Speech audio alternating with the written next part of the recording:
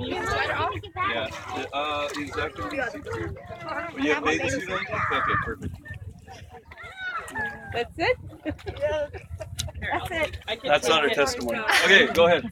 All right, so I'm Tavi, if anybody doesn't know. It's me. I've been Buddhism my whole entire life. I grew up into a Buddhism family, so I didn't have the choice of being Buddhism or Christianity.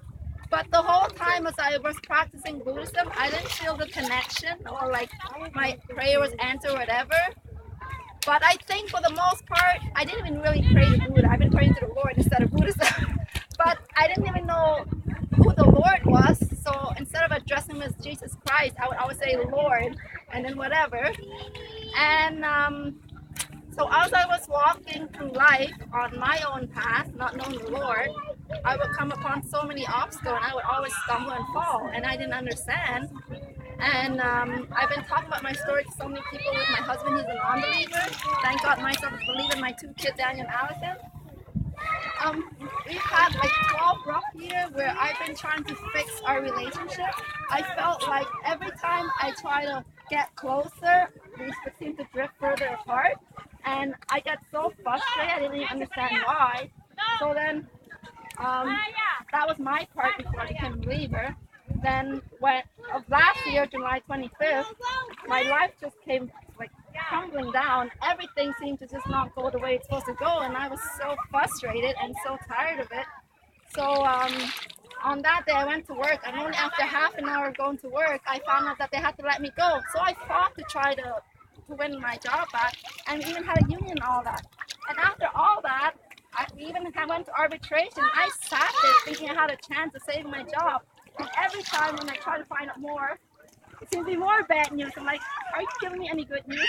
No, you're not going to like it. I'm like, okay, just tell me what it is. So they're like, I think it's better that you go for the settlement, at least get something out of it. And I said, well, do I even have any chance of winning? So it turns out I had zero chance of winning. I was devastated. So on that day, I remember I was so hurt and so confused, so lost, like a lost sheep. I would ask the Lord, I said, Lord, I'm going through so hard. I feel so alone. Can you be with me during the trial, meeting with the whatever? And that's exactly what he did. When I was there, I felt his presence there. So out of nowhere, I just started crying. And I'm like, okay, this must be him. So on to the part where I actually encountered him was on that day when I went to work and I found that they were to let me go. And after not being able to save it, I went to my locker, I emptied everything out, and I went to my car.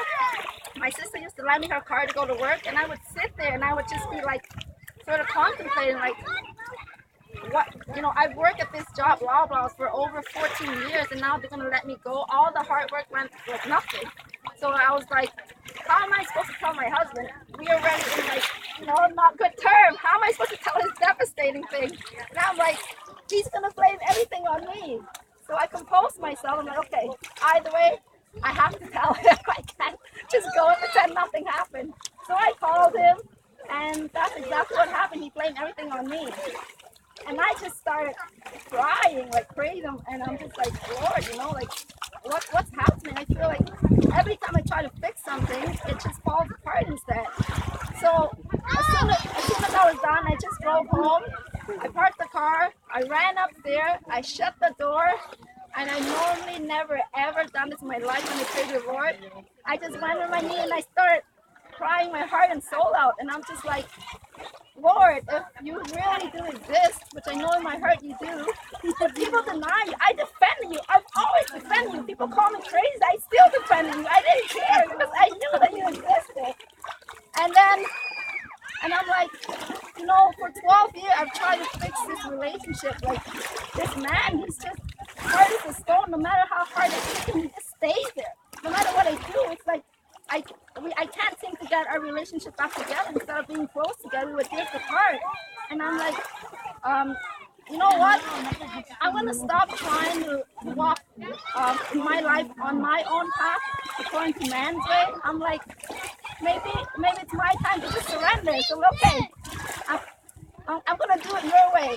So I'm like, but I don't know you, Lord. So here I am. Come. I'm like, come, show me, give me a sign. And then right said that, it was like this really warm, like gentle breeze, and it felt like there was this big arm just like caressing and hugging me, and then by the left ear, it was like a really nice, gentle, soft whisper. He said, "My child," and I'm like, "Who said that? Who said my child? Where did that come from?" And he said, "Why are you crying? You're never alone." So my frown just like turned it the other way. I was down the place and I got up. I'm like, "Oh my God, hallelujah! I knew you were right." I'm so excited. Praise the Lord! I love you! Where are you? I'm like going crazy. And for that part, it seemed like my whole problem just like it was gone just by those 3 words. He called me my child. Why are you crying? You are never alone. So ever since I heard those words, I've never felt alone. I always feel like he's here. So it really has been a big impact. Like from before, when I was walking through life, I would always stumble. With him even today, I feel like he's very nearby, and I wanted more. I always pray that, Lord, give me more of the miracle. Show me more of the closeness. And my background is so difficult because my whole family is Buddhism. And for me, the only person I can share the experience with is my daughter, Alvin and Daniel, and the church people right here. And like in my heart, I'm dying to share with my husband in case he's not a believer. He would call me crazy and whatever. And he even tried to, the first time when he found out, he even tried to convert me back to Buddhism. I said, "I don't care what you say, I'm never going back. I found the peace in my life." And his mother-in-law did the same thing. I said, "You're crazy, I'm not turning back. I love Jesus." And that was the whole story. So how did you learn about Jesus and all the details? It was Alpha Course. Alpha Course, okay. What did you learn there? I learned that I didn't know that Christian, like even though if you're a Christian, you have to be born again. That was a really, yeah. And I learned that the devil actually was a fool. So yeah, a lot of reason why people act a certain way is not really, you're not fighting for flesh to flesh. And did you ever confess your sins? Yes, I did. When did you do that? At Naya's place. At Naya's When we place. had Alpha. Because we started later, I think that's why. So sometimes we go to her place. Okay. And did Jesus take away your sin? Absolutely. And how come? What did you do that? How did you do that? Because once I became a believer, Right. Okay. Awesome. Awesome. And who invited you to Alpha Church? a whole bunch of people. There's Meas, Margo, Yeah, that lady over there. yeah, and Naya. Naya. Okay. Awesome. Yeah. Okay, you ready? Yes, I am. Okay, let's go. Your clothes after. Yeah. You got a bathing suit on, right? Yeah, you take them. Take them off. Take them off. You take them. Yeah, you'll lose them in there. Sure. So I go with you. Yeah, okay.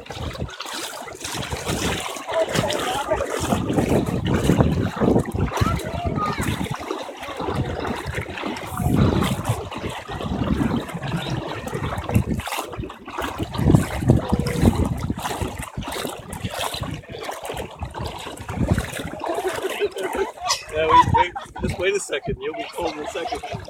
Tabby, do you believe Jesus died for your sins? Yes, I do. Is it your desire to live for Him for the rest of your life? Yes, I've been dreaming for that forever. Amen. Amen. And has Jesus paid for your sins